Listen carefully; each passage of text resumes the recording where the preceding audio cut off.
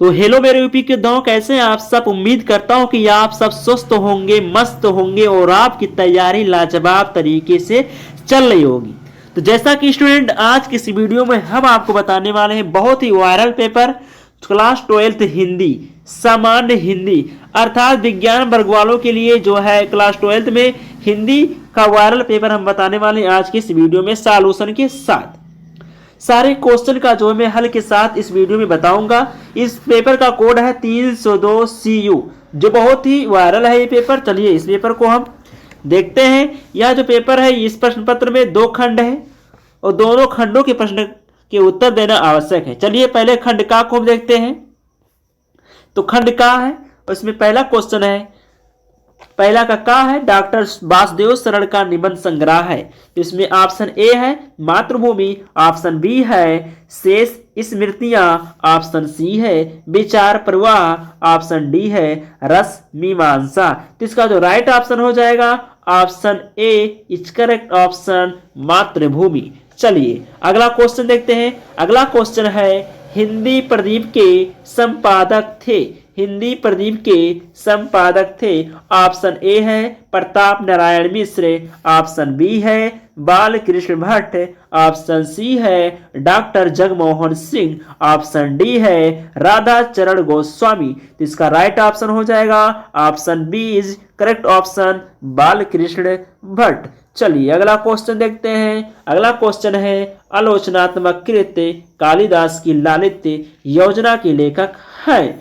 Option A है Harishankar Parsai, option B है Mohan Rakesh, option C है doctor Hazari Prasad Dwivedi, option D है सुदर्शन। तो इसका राइट ऑप्शन हो जाएगा option C is correct option doctor Hazari Prasad Dwivedi.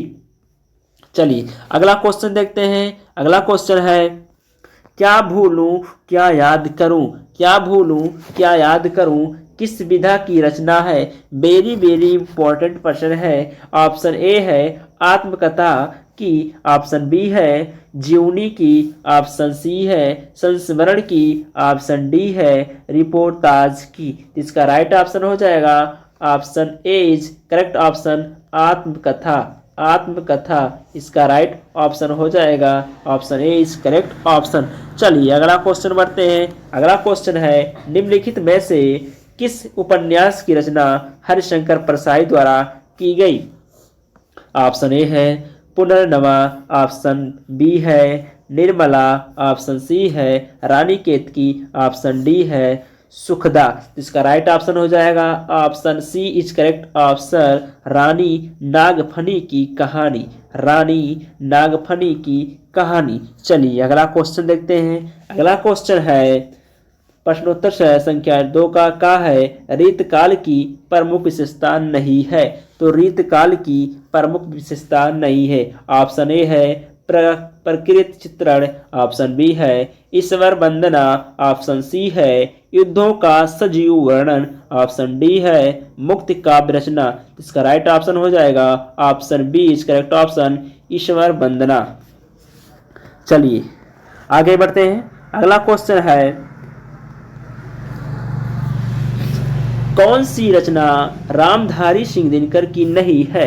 Option A हुंकार, option B Rashmirathi, option C Chitradhar, option D Renuka. इसका राइट ऑप्शन हो जाएगा option C is correct option Chitradhar. Chitradhar इसका राइट ऑप्शन हो जाएगा। चलिए अगला क्वेश्चन देखते हैं। अगला क्वेश्चन है यामा की रचना है। यामा की रचना है। ऑप्शन ए जयशंकर प्रसाद की, ऑप्शन बी महादेवी वर्मा की, ऑप्शन सी अज्ञे की, ऑप्शन डी सुमित्रा नंदन पंत की। इसका राइट ऑप्शन हो जाएगा option B is correct option Mahadevi Varma की।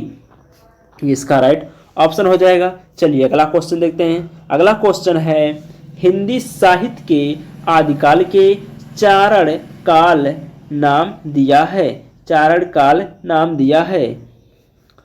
ऑप्शन ए है राहुल संकृत्यान ने, ऑप्शन बी है रामचंद्र शुक्ल ने, ऑप्शन डी है राम कुमार वर्मा ने, ऑप्शन डी है नगेंद्र डॉक्टर नगेंद्र ने। इसका जो राइट ऑप्शन हो जाएगा option B is correct option Ramchandra Shukla ने, रामचंद्र शुक्ल ने। चलिए आगे बढ़ते हैं। अगला क्वेश्चन है, किस कवि को ज्ञानपीठ पुरस्कार नहीं मिला? किस कवि को ज्ञानपीठ पुरस्कार नहीं मिला? ऑप्शन ए रामधारी सिंह दिनकर को, ऑप्शन बी महादेवी वर्मा को, ऑप्शन सी सुमित्रा नंदन पंत को, ऑप्शन डी जयशंकर प्रसाद को। इसका राइट ऑप्शन हो जाएगा option D is correct option, Jaishankar Prasad को। चलिए आगे बढ़ते हैं। अगला क्वेश्चन है क्वेश्चन नंबर 3 जो हमारा है वो है, दिए गए गद्यांश पर आधारित निम्नलिखित प्रश्नों के उत्तर दीजिए। 2 गुणे 5 अर्थात ये आपका 10 नंबर का पूरा पूछेगा, यानी 5 प्रश्न पूछेगा जो 2-2 नंबर का होगा। इसमें कह रहा, मुझे मानव जात की दुर्दम निर्मम धारा के हजारों वर्षों का रूप साफ दिखाई दे रहा है। मनुष्य की संजीवनी शक्ति बड़ी निर्मम है, वह सभ्यता और संस्कृति के वृथा मोहों का रौंदती चली आ रही है। ना जाने कितने धर्माचारों, विश्वासों, उत्साहों और व्रतों को धोती बहाती यह जीवन धारा आगे बढ़ी है। संघर्षों से मनुष्य नई शक्ति पाई है। इसमें जो पहला क्वेश्चन पूछता है कि लेखक को क्या स्पष्ट दिखाई दे रहा है, तो इसका उत्तर हो जाएगा, प्रस्तुत गद्यांश में लेखक को सभ्यता और संस्कृति का मिला जुला रूप तथा सभ्यता और संस्कृति में मनुष्य की जीने की इच्छा प्रबल दिखाई दे रही है। अगला अगला जो क्वेश्चन है, मनुष्य ने नई शक्ति किससे पाई? इसका उत्तर हो जाएगा, मनुष्य ने नई शक्ति अपने द्वारा दैनिक रूप से किए गए संघर्षों से पाई। अगला है, धर्माचारों और विश्वासों का अर्थ स्पष्ट कीजिए।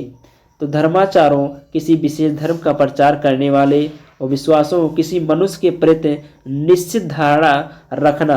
अगला है, रेखांकित अंशों की व्याख्या करना। ये जितने भी क्वेश्चन बन रहे हैं सारे के सारे 2 नंबर के क्वेश्चन हैं और मिला करके ये 10 नंबर का टोटल क्वेश्चन है। तो इसमें देखिए, लेखक ने मनुष्य के जीवन के इतिहास के बारे में बताते हुए कहा है कि मनुष्य का जो जीवन जीने का तरीका है वह बड़ा ही ममताहीन, निष्ठुर, कठोरतापूर्ण किया जाने वाला है। ये हो जाएगा। तो ये हो गया आपका महत्वपूर्ण गद्यांश जो है। यहाँ से आप अगर इसको कर ले 10 नंबर आपका यहाँ से क्लियर हो जाएगा। और अगला देखिए, अगला जो 5वां पूछता है, पाठ का शीर्षक और लेखक का नाम लिखिए। अर्थात ये आपका सीधा सीधा पूछता है कि ये यहाँ से संदर्भ लिखने की, ठीक है। तो उपरोक्त गद्यांश अशोक के फूल पाठ से लिया गया है, जिसके लेखक डॉक्टर हजारी प्रसाद द्विवेदी हैं। इस प्रकार से लिख देंगे तो आपको नंबर भरपूर मिल जाएगा। चलिए अगले क्वेश्चन की तरफ बढ़ते हैं। अगला क्वेश्चन है क्वेश्चन नंबर 4 है, दिए गए गद्यांश पर आधारित निम्नलिखित प्रश्नों के उत्तर दीजिए। ये भी सेम वही है, वो गद्यांश था, ये पद्यांश है। यहाँ पर भी 2 गुणे 5 अर्थात 5 क्वेश्चन करेंगे जो 2-2 नंबर का होगा, तो टोटल आपका 10 नंबर का होगा। चलिए इसमें देखिए क्या है, निरख सखी एक खंजन आए, फेरे उन मेरे रंजन ने, नयन इधर मन भाए, फैला उनके तन का आतप, मन से सरसराए, घूमे वे इस ओर वहाँ, ये हंस यहाँ उठ जाए, करके ध्यान आज सृजन का, निश्चय वे मुस्काए, फूल उठे हैं कमल अधर से यह बंधन सुहाए, स्वागत स्वागत शरद भाग से मैंने दर्शन पाए, नभ ने मोती वारे, लोये अश्रु अर्घ्य भर लाए। चलिए अब इसमें देखते हैं पहला पंक्ति क्या कह रहा है, निरख सखी ये खंजर आए, कवित्री अपनी सखी से कह रही है कि देखो मोर आ गए, देखो मोर आ गए। दूसरी पंक्ति कह रहा, फेरे उन मेरे रंजन ने, नयन इधर मन भाए, मोर अपनी आंखों से इधर उधर देख रहे हैं और उनका यह रूप कवित्री को बहुत भा रहा है। तीसरी पंक्ति क्या कहती है, फैला उनके तन का आतप, मन से सरसराए, मोर के शरीर से निकलने वाली चमक कवित्री के मन को मोहित कर रही है। चौथी पंक्ति क्या कह रहा है, घूमे हुए इस ओर वहाँ, ये हंस उड़े यहाँ उड़ छाए, मोर इधर उधर घूम रहे हैं और हंस आसमान में उड़ रहे हैं। पांचवी पंक्ति क्या कह रहा, करके ध्यान आज इस जन का, निश्चय वे मुस्काए, ऐसा लग रहा है कि मोर आज इस इंसान कवित्री पर ध्यान दे रहे हैं, मुस्कुरा रहे हैं, ध्यान दे रहे हैं और मुस्कुरा रहे हैं। छठी पंक्ति क्या कह रही है उसको देखिए, फूल उठे हैं कमल अधर से यह बंदूक सुहाए, कमल के फूल खिल गए हैं और मोर का चोंच बहुत सुंदर लग रहा है। 7वीं और 8वीं पंक्ति क्या कह रहा, स्वागत स्वागत शरद भाग से मैंने दर्शन पाए, नवने मोती वारे लोए अश्रु अर्घ्य भर लाए। कवित्री शरद ऋतु का स्वागत करती है और कहती है कि वह बहुत भाग्यशाली है कि उसे शरद ऋतु के दर्शन हुए। वह आकाश से बरसती हुई बूंदों को मोती मानकर उन्हें अर्पित कर रही है। अब इसमें देखिए, इसका मैंने अर्थ भी बता दिया सारा का सारा। अब देखिए इसमें कौन कौन सा पद्यांश से रिलेटेड कौन कौन से क्वेश्चन पूछते हैं। तो पहला क्वेश्चन पूरा, प्रस्तुत गीत में कौन किससे कह रहा है। तो प्रस्तुत गीत में उर्मिला शरद ऋतु से अपने मन की आप बीती कह रही है, ये इसका उत्तर हो जाएगा। चलिए अगला जो इसमें क्वेश्चन पूछ रहा है, गीत में किस ऋतु का वर्णन किया गया है। तो इसका हो जाएगा, गीत में शरद ऋतु का वर्णन किया गया है। गीत में शरद ऋतु का वर्णन किया गया है। अगला जो है, अधर से में कौन सा अलंकार है। अधर से में कौन सा अलंकार। तो अधर से में उपयोमपा अलंकार है। उपयोमपा अलंकार है। अगला पूछ रहा है, रेखांकित अंश का भावार्थ क्या है। तो उसमें जहाँ रेखा खींचा गया था, जिस लाइन खींचे वही क्या था, आपका रेखांकित अंश था। तो यहाँ रेखांकित अंश में उर्मिला शरद ऋतु का स्वागत करती हुई कह रही है कि आकाश ने तुम्हारे स्वागत में ओस की बूंदों के रूप में असंख्य मोती तुम पर न्यौछावर किए हैं। लो मेरे ये नेत्र तुम्हारे स्वागत पर आंसू रूपी असंख्य अर्घ्य लेकर उपस्थित है। और अगला जिसमें क्वेश्चन पूछता है, कविता का शीर्षक और कवि का नाम बताइए। सिंपल से आपको संदर्भ लिख देना है। प्रस्तुत कविता हमारी पाठ्य पुस्तक के काव्य भाग में संकलित गीत शीर्षक से उद्धृत है। इसके कवि मैथिली शरण गुप्त है। ये हो गया आपका उत्तर।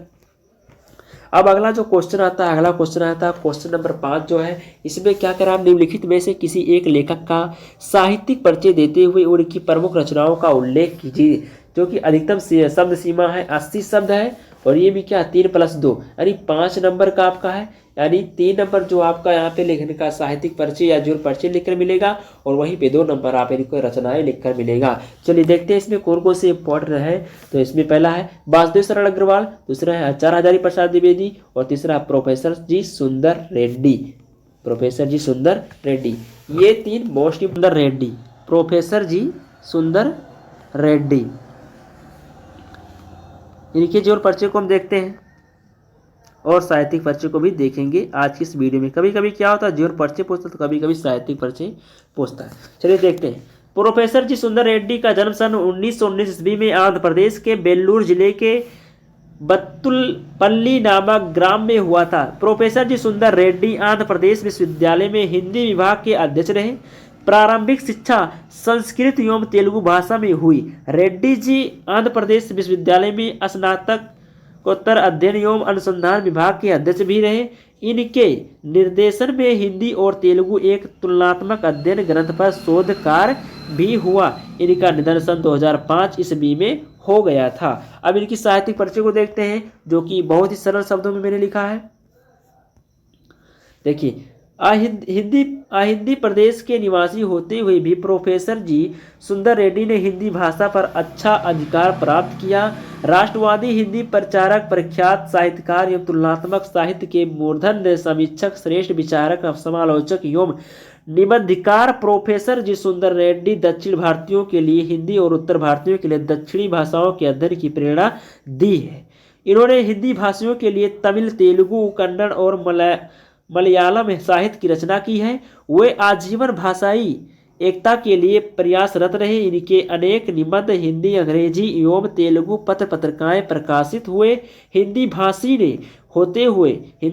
ना होते हुए भी रेड्डी ने हिंदी को अपनी रचनाओं के रूप में जो अमूल्य निधि सौंपी है, उसके लिए हिंदी साहित्य सदैव इनका ऋणी रहेगा। तो हूबहू आप ही शब्दों में, बहुत ही सरल शब्दों में मैंने इनका जो है साहित्यिक परिचय, जीवन परिचय बता दिया। अब इनकी कृतियों को समझेंगे बहुत ही सरल शब्दों में। तो प्रोफेसर जी सुंदर रेड्डी के प्रकाशित ग्रंथ निम्नलिखित हैं। पहला साहित्य और समाज, मेरे विचार, दक्षिण की भाषाएं और उनका साहित्य, हिंदी और तेलुगु एक तुलनात्मक अध्ययन, वैचारिकी, शोध और बोध, लैंग्वेज प्रॉब्लम इन इंडिया, संपादित अंग्रेजी ग्रंथ, बेलुगु, दारुल, तेलुगु, ये हो गया। अब आपका आ जाता है निम्नलिखित में से किसी, अगला जो क्वेश्चन है, निम्नलिखित में से किसी एक कवि का साहित्य परिचय देते हुए उनकी काव्य कृतियों पर प्रकाश डालिए। अधिकतम शब्द सीमा जो है इसका 80 शब्द है, ये भी 3+2 नंबर का है, यानी अर्थात पूरा का टोटल 5 नंबर का है। इसमें देखिए पहला है अयोध्या सिंह उपाध्याय, हरिओद, जयशंकर प्रसाद, और तीसरा सुमित्रा नंदन पंत। तो इसमें मैंने अयोध्या सिंह उपाध्याय हरिओद का जीवन परिचय लिखा है। चलिए, अयोध्या सिंह उपाध्याय हरिओद का जन्म 15 अप्रैल 1865 ईस्वी को आजमगढ़ जिले के निजामाबाद गांव में हुआ था। इनके पिता का नाम पंडित भोला सिंह और माता का नाम रुक्मणी देवी था। मिडिल परीक्षा उत्तीर्ण करने के पश्चात उन्होंने काशी के क्वींस कॉलेज में प्रवेश किया, किंतु अस्वस्थता के कारण उन्हें बीच में ही अपना विद्यालय छोड़ना पड़ा। तत्पश्चात उन्होंने घर पर ही फारसी, अंग्रेजी और संस्कृत भाषाओं का अध्ययन किया।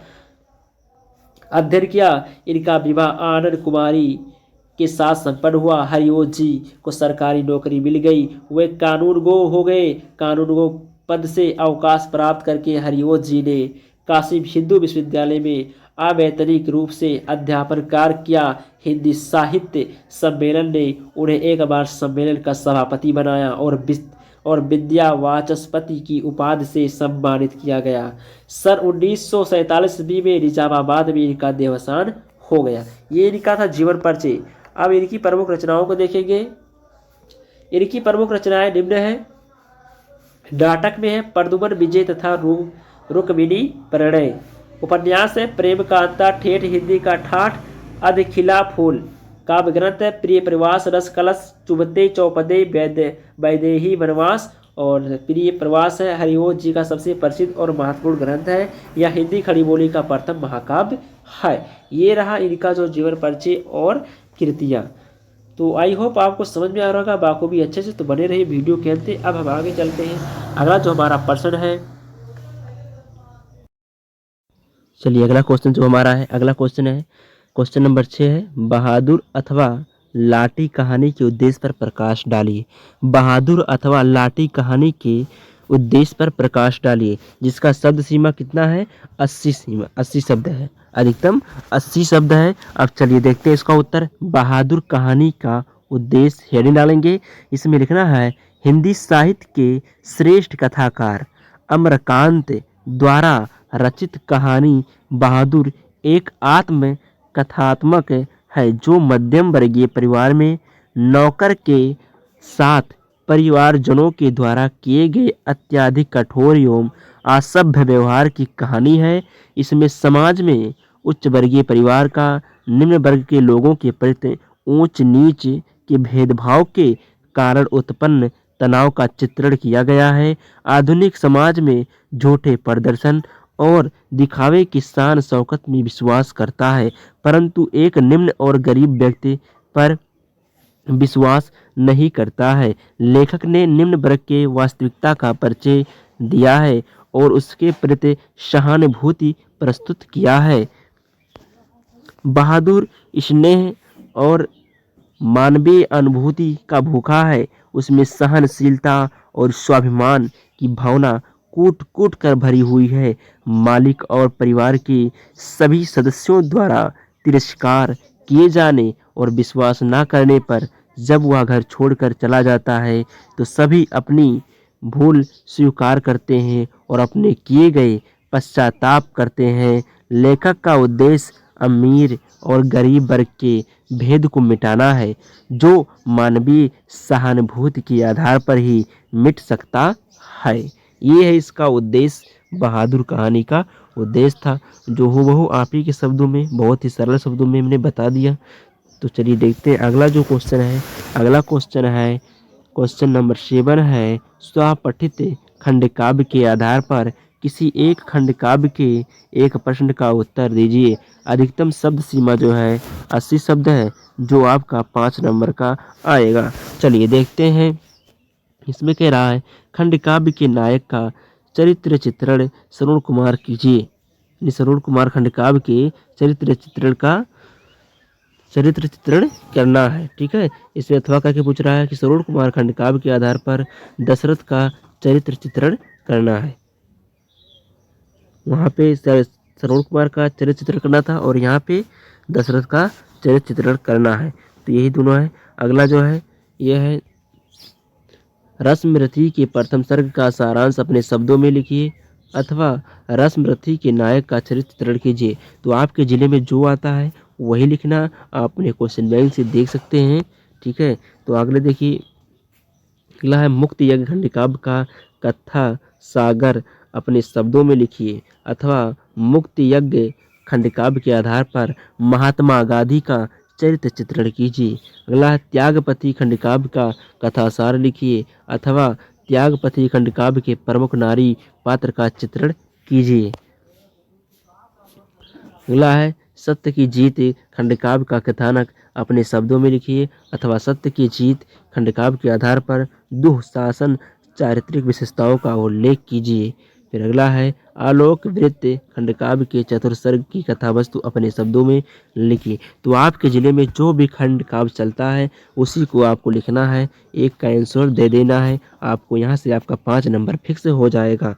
चलिए देखते हैं उत्तर। हम यहाँ लिख दिए हैं त्यागपति खंडकाव्य के प्रमुख नारी पात्र का चित्रण। त्यागपति खंडकाव्य के प्रमुख नारी पात्र का चरित्र चित्रण। इसमें देखिए है रामेश्वर शुक्ल अंचल द्वारा रचित त्यागपति खंडकाव्य की नायिका का श्रेय हर्षवर्धन की छोटी बहन राजश्री को है।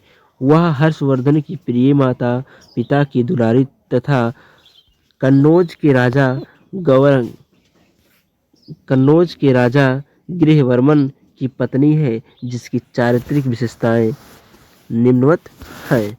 इससे पहला हेडिंग है परिवार की प्रिय थानेश्वर के राजा प्रभाकर वर्धन की प्राण प्रिय पुत्री राजश्री राजवर्धन और हर्षवर्धन के प्राणों की ज्योति है।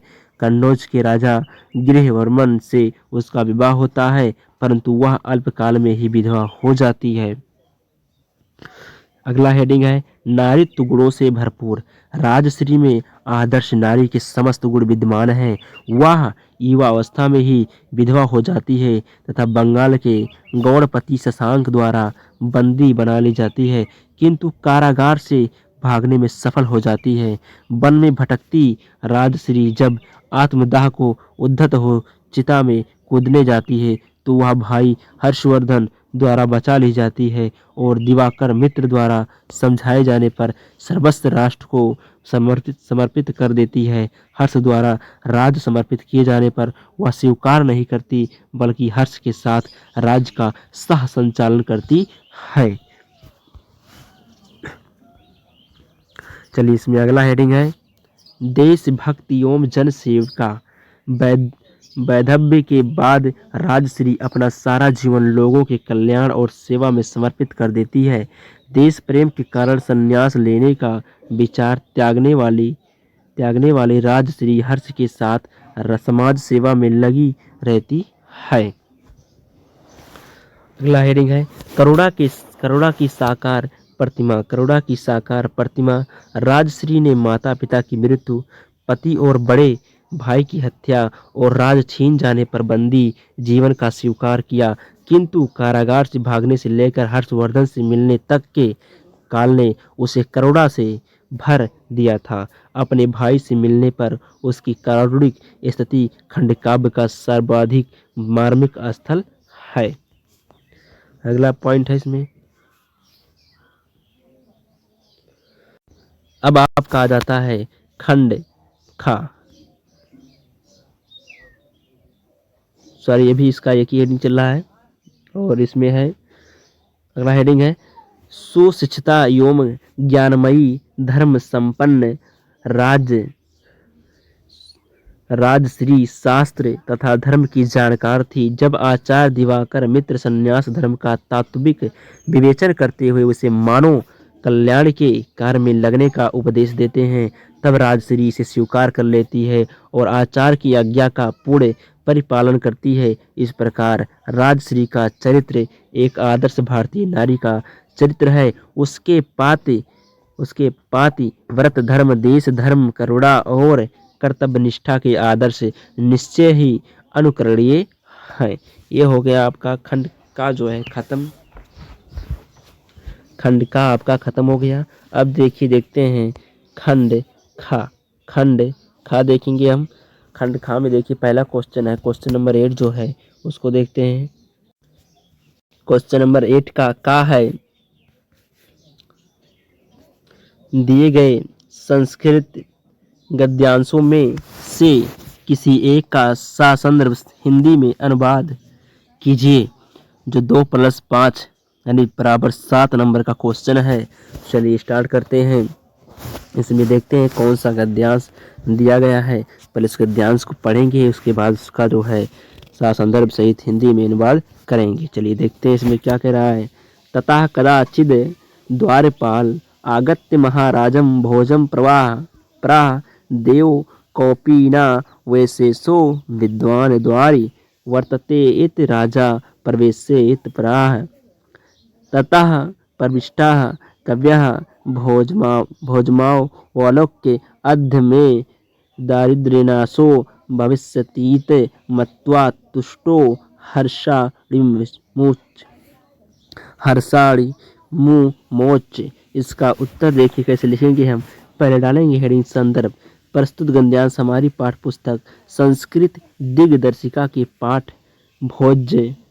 भोज स्योदार्यम से उद्धृत है। ये हो गया इसका अनुवाद, जहाँ से आपको 2 नंबर मिल जाएंगे। अब इसका संदर्भ था, इस संदर्भ में आपको 2 नंबर मिल जाएगा। अब 5 नंबर का आपका अनुवाद करने पे मिलेगा। चलिए इसका अनुवाद देखते हैं। तत्पश्चात द्वारपाल ने आकर महाराज भोज से कहा, हे देव, द्वार पर ऐसा विद्वान खड़ा है जिसका तन पे केवल लंगोटी ही शेष है। राजा बोले, प्रवेश कराओ। तब उस कवि ने भोज को देखकर यह मानकर कि आज मेरी दरिद्रता दूर हो जाएगी, प्रसन्नता के आंसू बहाए। ये था उसका अनुवाद। अब देखिए अगला जो क्वेश्चन है, क्वेश्चन नंबर 8 का खा जो है उसको देखेंगे। दिए गए पद्यांशों में से किसी एक का संदर्भ हिंदी में अनुवाद कीजिए। ये भी आपका 2+5 अर्थात 7 नंबर का टोटल है। तो चलिए इसको देखते हैं। सहसा विदधीतना क्रियाम विवेकाः परमापन्दा पदम वृणुते हि विमृशकारिणं गुणलुब्धा स्वादमेव संपदाः व्रजादपि कठोराणि मृदूनि कुसुमादपि लोकत्रणाम चेतास को नु विज्ञात्म मरहति। अब इसका संदर्भ देखेंगे। इसका संदर्भ होगा प्रस्तुत गद्यांश हमारी पाठ्य पुस्तक संस्कृत दिग्दर्शिका के सुभाष रत्नानी पाठ से उद्धृत है। ये इसका हो गया संदर्भ। अब इसका अनुवाद देखेंगे। अनुवाद है, बिना विचारे कोई भी कार्य नहीं करना चाहिए। अज्ञान परम आपत्तियों का स्थान है। सोच विचार कर कार्य करने वाले का गुणों की लोभी अर्थात गुणों पर रीझने वाली संपत्तियां स्वयं वर्ण करती हैं। यहाँ कहने का अर्थ यह है कि ठीक प्रकार से विचार कर किया गया कार्य ही फलीभूत होता है। अतः शीघ्रता से बिना विचारे किए गए कार्य का परिणाम अहितकार होता है। अर्थात कोई भी कार्य बिना विचार के नहीं करना चाहिए। पहले इसको सोचना चाहिए, इसे विचार करना चाहिए, विचार विमर्श करना चाहिए, इसके बाद ही उस कार्य को करना चाहिए। चलिए अगला जो क्वेश्चन है, अगला क्वेश्चन है क्वेश्चन नंबर 9 जो हमारा है वो क्या कह रहा है देखिएगा। क्वेश्चन नंबर 9 कह रहा है, निम्नलिखित मुहारों और लोकोक्तियों में से किसी एक का अर्थ लिखकर वाक्य में प्रयोग कीजिए जो आपको 2 नंबर को मिलेगा। इसमें कह रहा, मुख में राम बगल में छुरी। मुख में राम बगल में छुरी, इसका उत्तर होगा मुख में राम बगल में छुरी, जिसका होगा कपटपूर्ण व्यवहार करना। कपटपूर्ण व्यवहार करना, ये इसका अर्थ हो जाएगा। अब इसका वाक्य प्रयोग देखेंगे। वाक्य प्रयोग है, राम और श्याम दोनों अच्छे मित्र हैं, परंतु मौका पाते ही एक दूसरे की बुराई शुरू कर देते हैं। यह तो वही बात हुई, मुख में राम बगल में छुरी। समझ गए? हाँ, तो चलिए अगला देखते हैं। अगला है होनहार बिरवान के होत चीकने पात। बिरहान होनहार बिरवान के होते चीकने पात। इसमें इसका क्या हो जाएगा, उत्तर में लिखेंगे होनहार बिरवान के होत चीकने पात। इसमें लिखेंगे प्रतिभाशाली व्यक्ति के लक्षण आरंभ से ही दिखने लगते हैं। इसका वाक्य प्रयोग लिखेंगे लाल बहादुर शास्त्री की सरलता और विधता बचपन में ही दिखाई गई थी। होनहार बिरवान के होत चिकने पात वाली कहावत उन्होंने चरितार्थ की थी। अगला है अपने पैरों पे खड़ा होना। अपने पैरों पर खड़ा होना, इसका जो अर्थ होगा स्वावलंबी होना। स्वावलंबी होना इसका वाक्य प्रयोग हो जाएगा। प्रत्येक माँ बाप का सपना होता है कि उनके बच्चे अपने पैरों पर खड़े हो जाएं। राइट, चलिए अगला देखते हैं। अगला है दाल में काला होना। दाल में काला होना अर्थात संदेह होना, इसका अर्थ हो जाएगा। और वाक्य प्रयोग में लिखना है नकलची छात्रों को देखकर ही यह लगने लगता है कि दाल में कुछ काला है। चलिए आगे बढ़ते हैं। अगला जो क्वेश्चन है, क्वेश्चन नंबर 10 है, आप पठित गद्यांश का उत्तर दीजिए। संधि विच्छेद और विभक्ति विमोचन के स्थान पर सिलेबस में नया जुड़ा है। ठीक है, तो आप पठित गद्यांश का उत्तर दीजिए। अब इसमें देखिए क्या है कि कह रहा है संधि विच्छेद और विभक्ति विमोचन के स्थान पर सिलेबस में नया जुड़ा है ये सब। ठीक, तो इसमें देखिए क्या कह रहा है। इसमें पहला क्वेश्चन नंबर 11 का कहा है निम्नलिखित शब्द युग्मों का सही अर्थ चयन करके लिखिए। जो आपका 1+1 बराबर 2 नंबर का है। पहला है भवन फिर भुवन, इसका अर्थ क्या होगा। फर्स्ट ऑप्शन ए है सृष्टि और घर, और ऑप्शन बी है मकान और संस्कार, ऑप्शन सी है अपना और पराया, ऑप्शन डी है जीव और ईश्वर। इसका जो राइट ऑप्शन हो जाएगा option B is correct option, मकान और संसार। अगला क्वेश्चन है सूत, इसका फर्स्ट ऑप्शन इसका है सोना और जगाना, ऑप्शन बी है विद्या और अविद्या, ऑप्शन सी है पुत्र और धागा, ऑप्शन डी है खाना और पीना। इसका जो राइट ऑप्शन हो जाएगा option C is correct option, पुत्र और धागा इसका राइट ऑप्शन हो जाएगा। चलिए अगला क्वेश्चन देखते हैं। क्वेश्चन नंबर हमारा इसमें खा है, कह रहा है खा में क्या कह रहा है निम्नलिखित शब्दों में से किसी एक शब्द के 2 सही अर्थ लिखिए जो 1+1 अर्थात 2 नंबर का रहेगा। इसमें कह रहा है जनक यानी जन्म देने वाला, राजा, कनक सोना धतूरा, स्नेह प्यार चिकनाई, ये हो गया। अगला क्वेश्चन देखिए क्या कह रहा है निम्नलिखित वाक्यांशों के लिए एक सही शब्द का चयन करके लिखिए। ये भी 2 नंबर का आएगा। जिसकी कोई उपमा ना हो, इसमें फर्स्ट ऑप्शन है अपरिमेय, ऑप्शन बी है अद्वितीय, ऑप्शन सी है अनुपम, ऑप्शन डी है विरूपण। जिसका राइट ऑप्शन हो जाएगा option C is correct option हो जाएगा अनुपम, जिसकी कोई उपमा ना हो। चलिए अगला क्वेश्चन देखते हैं। अगला क्वेश्चन क्या कह रहा है 100 वर्ष का समय, ऑप्शन ए है शताब्दी, ऑप्शन बी है दशाब्दी, ऑप्शन सी है आब्दी, ऑप्शन डी है सहस्त्राब्दी। इसका राइट ऑप्शन हो जाएगा शताब्दी, option A is correct option. चलिए अगला क्वेश्चन देखते हैं। अगला क्वेश्चन है निम्नलिखित में से किन्हीं 2 वाक्यों को शुद्ध करके लिखिए। ये भी 2 नंबर का मिलेगा।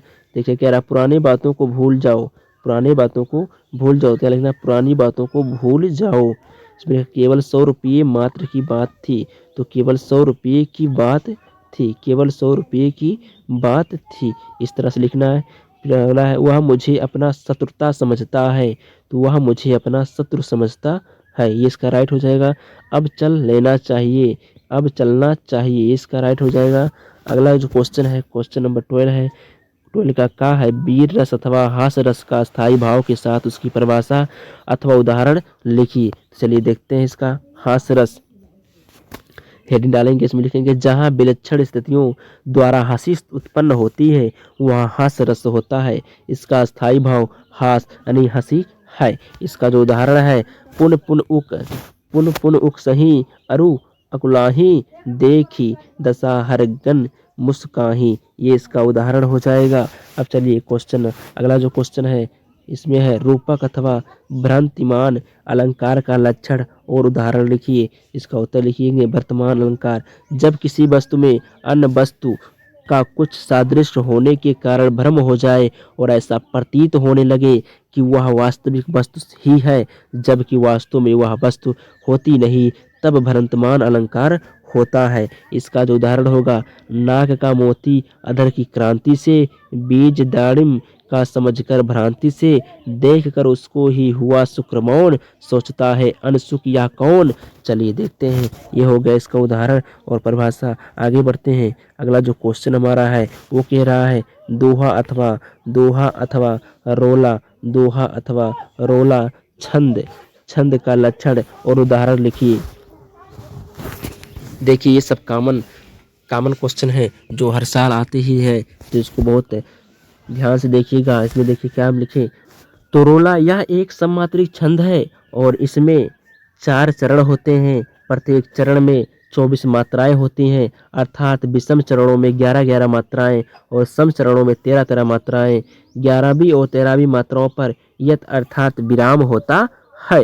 ये हो गया रोला छंद का परिभाषा। अब इसका उदाहरण देखते हैं। कौ पापी पंचत्व प्राप्त, सुन जमगन धावत, बनि बनि बावन वीर, बढ़त चौचंद मचावत, पै ताक लोथ, त्रिपथमा के तट लावत, 9 2 11 होत, 3 5 20 रावत। ये हो गया इसका उदाहरण। अब चलिए अगला जो क्वेश्चन देखते हैं। अगला क्वेश्चन है क्वेश्चन नंबर 13 है, परीक्षा के समय बिजली कटौती न करने के लिए जिला अधिकारी को पत्र लिखिए। 2 + 4 6 नंबर का बाबू इसको, तो बहुत ही ध्यान से देखना। एक बार देख लेंगे तो ये पूरा याद हो जाएगा। चलिए देखते हैं, ऐसे लिखेंगे। सेवा में श्रीमान जिलाधिकारी कार्यालय वाराणसी, विषय बिजली की कटौती से होने वाली परेशानी का निवारण हेतु प्रार्थना पत्र। चलिए देखिए इस कैसे लिखेंगे। महोदय सेवा में, लिखेंगे महोदय सेवा में सविनय निवेदन है, मैं आपका ध्यान अपने क्षेत्र में आगामी परीक्षाओं के दौरान बिजली कटौती की समस्या की ओर दिलाना चाहता हूं। जैसा कि आप जानते हैं, परीक्षाएं छात्रों के जीवन में एक महत्वपूर्ण भूमिका निभाती हैं। इन दिनों छात्रों को अपनी पढ़ाई पर अधिक से अधिक ध्यान केंद्रित करने की आवश्यकता होती है। लगातार बिजली कटौती से छात्रों की पढ़ाई बाधित होती है और वे अपनी तैयारी ठीक से नहीं कर पाते हैं। मैं आपसे अनुरोध करता हूं कि आप परीक्षा के दौरान अब हमारे क्षेत्र में बिजली कटौती न करने के निर्देश देने का कष्ट करें। यदि किसी कारणवश बिजली कटौती करना आवश्यक हो तो कृपया इसकी सूचना पहले से ही दे दी जाए, ताकि छात्र अपनी तैयारी के अनुसार समय का प्रबंधन कर सके। आपकी इस सहायता से छात्रों को परीक्षाओं में बेहतर प्रदर्शन करने में मदद मिलेगी। यहाँ लिख देना दिनांक जो होगा डाट करके, यहाँ धन्यवाद लिख देना। भवदीय में आवासा नाम नहीं लिखना है, ठीक है। तो नगर लिख देना वाराणसी कुछ भी।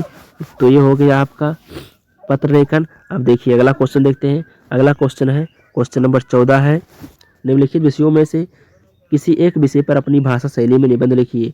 पहला है जनसंख्या नियंत्रण, दूसरा है नैतिक शिक्षा का महत्व, तीसरा खेलकूद का महत्व और चौथा सोशल मीडिया अभिशाप या वरदान। चलिए जनसंख्या नियंत्रण पर निबंध हम लिखते हैं, क्योंकि वेरी वेरी इंपॉर्टेंट है ये। चलिए देखते हैं इसमें प्रस्तावना। पहला हेडिंग रहेगा प्रस्तावना।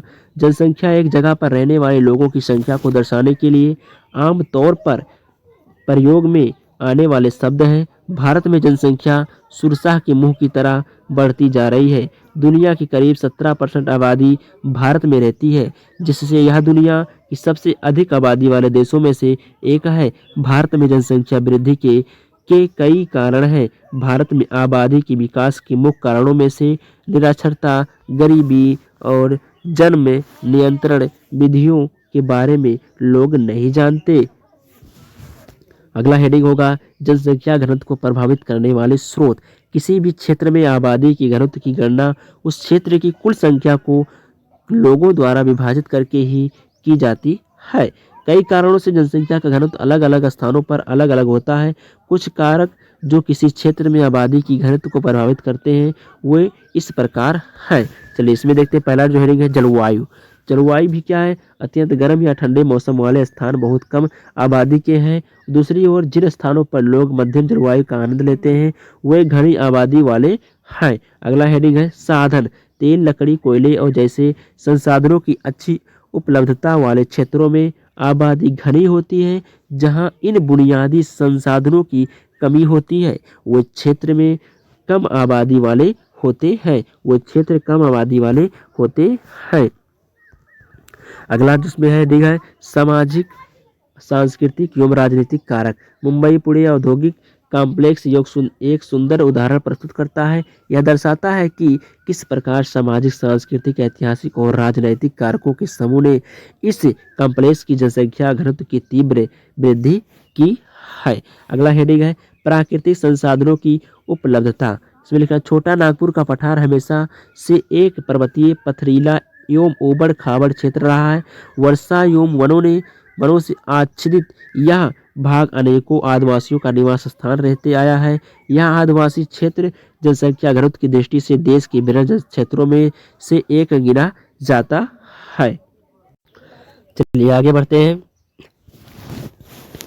अगला है जनसंख्या नियंत्रण की विधियां।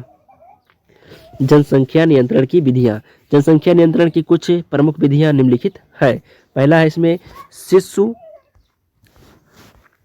मृत्यु दर। शिशु मृत्यु दर प्रति 1000 जीवित जन्मे शिशुओं में से 1 वर्ष या इससे कम उम्र में मरे गए शिशुओं की संख्या परंपरागत रूप से दुनिया भर में शिशु मृत्यु का सबसे आम कारण दस्त में हुआ निर्जलीकरण है। दुनिया भर में माताओं को नमक और चीनी के घोल के बारे में दी गई जानकारी की वजह से शिशुओं के निर्जलीकरण से मरने की दर में और कमी दर्ज की गई है। शिशु मृत्यु दर को कम करना, जिससे लोगों का डर बच्चों के न बचने का कम हो और वे अनावश्यक बच्चे पैदा ना करें। ये हो गया। अगला जिसमें है 2 बच्चों के मापदंडों को अपनाना। जनसंख्या नियंत्रण के लिए सभी युवा पीढ़ी को इस बात पर गौर करना चाहिए कि लड़का और लड़की में कोई फर्क नहीं होता है। अगला है बाल विवाह पर नियंत्रण। बाल विवाह पर नियंत्रण में से जनसंख्या भी नियंत्रण में रहेगी, क्योंकि छोटी उम्र में विवाह के उपरांत बालक और बालिका के बुद्धि का उचित विकास नहीं हो पाता और वह अपनी उचित और अनुचित वस्तु की उपयोगिता को समझ नहीं पाते। अतः बाल विवाह पर नियंत्रण आवश्यक है। अगला हेडिंग है परिवार नियोजन। जन्म नियंत्रण की योजना, प्रावधान और उपयोग को ही परिवार नियोजन कहा जाता है। जन्म नियंत्रण विधियों का इस्तेमाल प्राचीन काल से किया जाता है। उपसंहार। आज भारत में जनसंख्या नियंत्रण के लिए अनियमित रूप से उपाय किए जा रहे हैं। अलग अलग माध्यम का प्रयोग करके भारत की जनता को समझाने की कोशिश की जा रही है। विज्ञापन, प्रचार पत्र, अखबार, रेडियो विज्ञापन आदि का प्रयोग किया जाता है। तो ये रहा आपका जो हिंदी का वायरल पेपर, जिसका मैंने पूरा का पूरा सॉल्यूशन बता दिया है आज की इस वीडियो में। तो आई होप आपको वीडियो पसंद आया होगा। तो प्लीज़ वीडियो को लाइक, शेयर, सब्सक्राइब कर हमें सपोर्ट करें, ताकि ऐसे ही वीडियो आप सबके बीच में लाता रहूं। तो आज के लिए इतना ही, मिलते हैं नेक्स्ट वीडियो में। तब तक के लिए पढ़ते रहो, मस्त रहो। जय हिंद, जय भारत।